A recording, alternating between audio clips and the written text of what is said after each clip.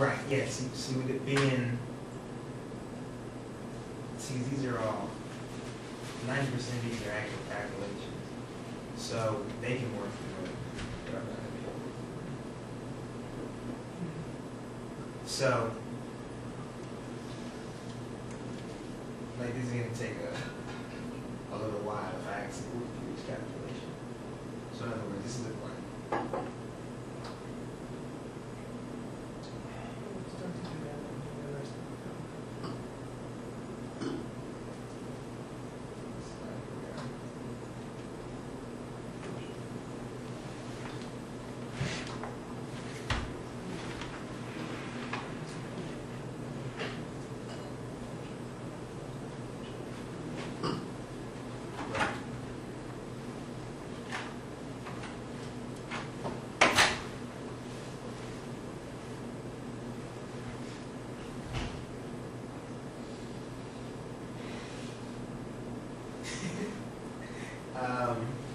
Okay. So again, these numbers are going to be derived, in large part from the DCF.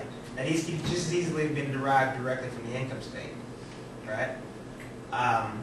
But our purpose here in this part of the model, in the actual LBO valuation, is to determine the amount of cash that is available to pay down debt. So we want to get the maximum debt we can. We want to be able to do sensitivity around the types of debt we use. We can get more senior debt in there. We can get more subordinated, the interest rates associated with both, and all those types of things. We want to be able to manipulate those and see if we can still get a deal done. Do you already find out from banks prior to working on the model? Yeah, you have an idea, because it's always going to be, after you do a couple of these, it's always going to be the same. It's just like I can tell that on average, bank debt today is going to be about 9%, and that mezz debt is going to be about 16. So I know in general, but based on the quality of the deal, those things may change, And, for instance, we dealt with two different debt players on the MRO, playing them off one another to get the best deal.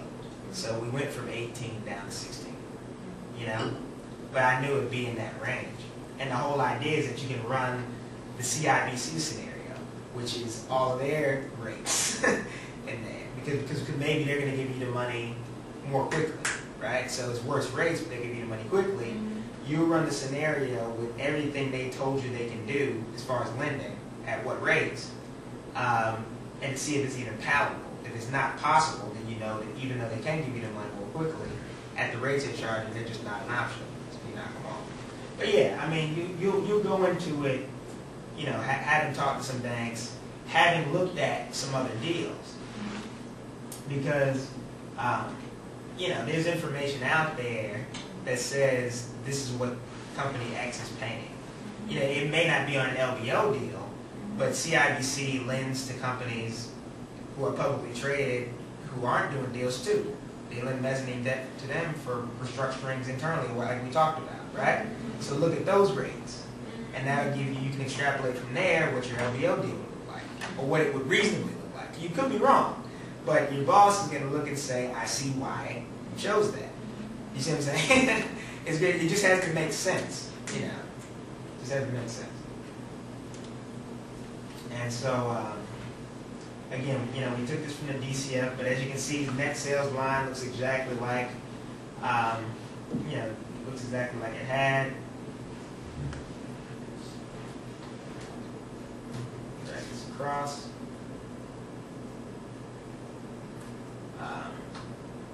EBITDA line again, taken directly. DCF, drag across. Again, operating profit as well.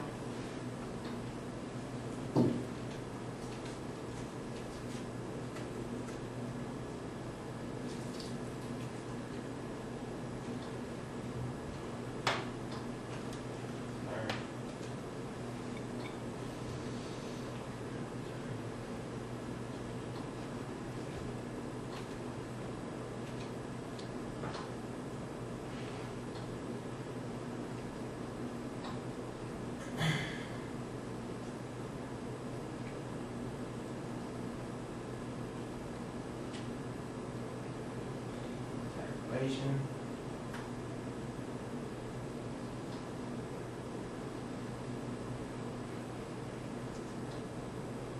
And again, this is basically just multiplying, assuming taxes to be at the rate that we designate.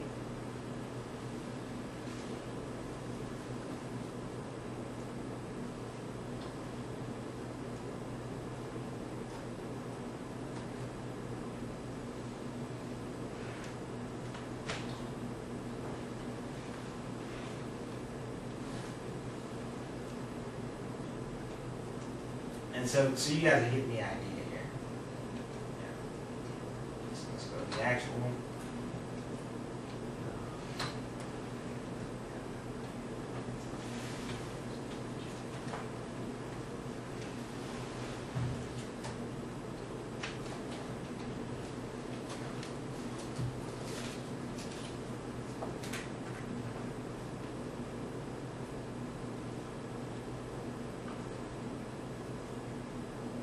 Again, depreciation and amortization, just taking directly from DCF, changing working capital, taking directly from DCF, operating cash flows, this is direct calculation of net operating profit after tax, depreciation and amortization, and the change working capital. CapEx taken directly from our DCF.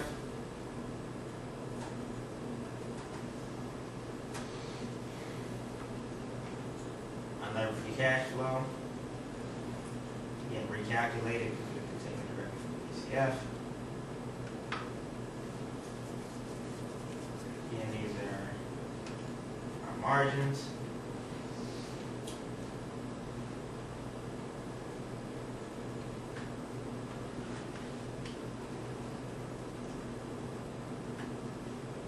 Like I said, all as a percentage of revenue.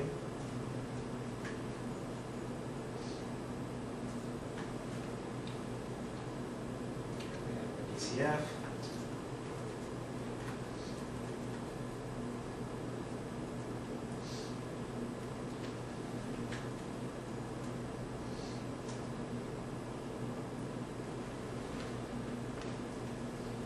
Now here, we actually calculate two things that are important: CapEx as a percentage of sales, and CapEx divided by depreciation and amortization.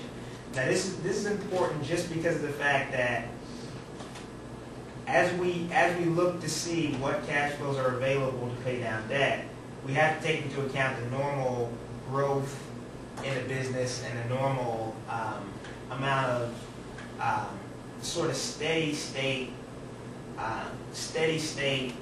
capital expenditure. So machines and property, plant, and equipment is deteriorating the whole time. We can't be using all of the cash flows to pay down debt, right? We have to be using some to maintain the property, plant, and equipment. We have to replace stuff.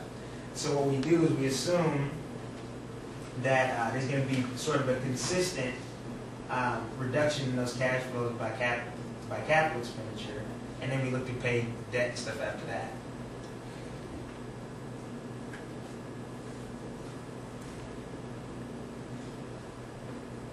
So again, we take our unlevered free cash flows,